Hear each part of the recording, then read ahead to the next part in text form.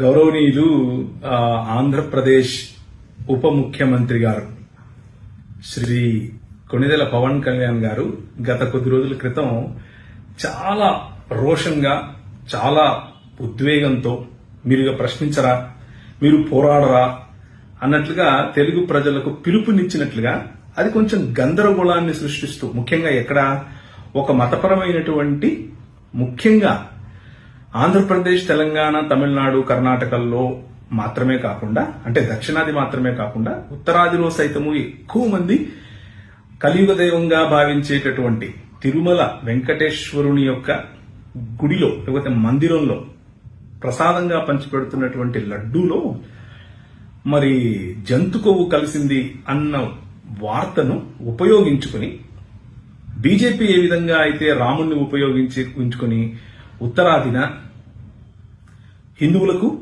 ముస్లింలకు, అనగా హిందువులకు మరియు హిందూయేతరులకు మధ్య గొడవలు పెట్టారో అదే పంథాలో 2024వ సంవత్సరంలో పదవిలోనికి రాగానే పదవి వారిదని, బాధ్యత వారిదని తెలిసి కూడా గౌరవనీయులు ఉప ముఖ్యమంత్రి గారు ప్రజలకు పిలుపునివ్వటం, ఆ ప్రజల పిలుపునందుకుని ప్రజలు ఎక్కడ గందరగోళానికి గురై ఒకరికొకరు తన్నుకు చస్తారో అన్న ఆందోళనలో తెలుగు ప్రజలు ఉన్నప్పటికీ తెలుగు ప్రజలందరికీ కూడా జోహార్. మీ సహనం, మీ యొక్క ఐక్యతను గురించినటువంటి పాఠం మన తెలుగు రాష్ట్రాల్లో ఉన్నటువంటి నాయకులందరూ నేర్చుకుంటే ఎంత బాగుంటుంది. ఇప్పుడున్నటువంటి పదవిలో ఉన్నటువంటి వారికి, పదవి పోగొట్టుకున్నటువంటి వారికి మధ్యలో 100 ఉండొచ్చు, 1,00,000 ఉండొచ్చు, కక్షలు ఉండొచ్చు, రాజకీయ పోటీ ఉండొచ్చు.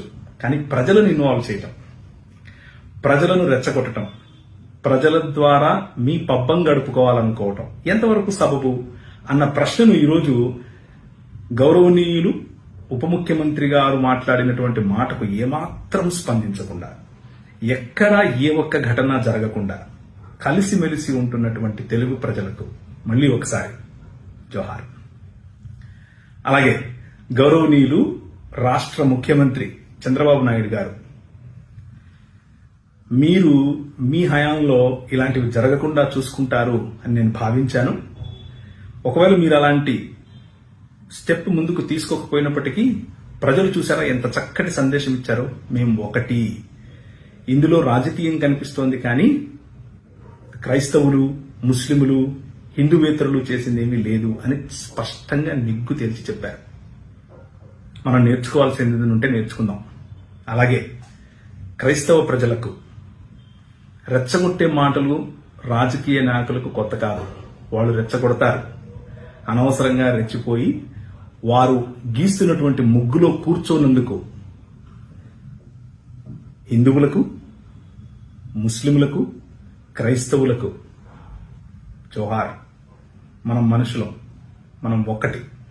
తెలుగువారందరూ, ప్రపంచవ్యాప్తంగా ఉన్న తెలుగువారు ఎవరూ స్పందించకుండా, ఎటువంటి అలజడులు లేవకుండా, ఎటువంటి ఇబ్బందులు రాకుండా తెలుగు ప్రజలు కలిసి ఉండేటటువంటి ఒక మంచి నిర్ణయం, తెలుగు ప్రజలు కలిసి ఉండేటటువంటి ఒక మంచి సంకేతం పైన ఢిల్లీ నుంచి కింద గల్లీ వరకు అందరికీ చెప్పారు. చూసారా? జోహార్.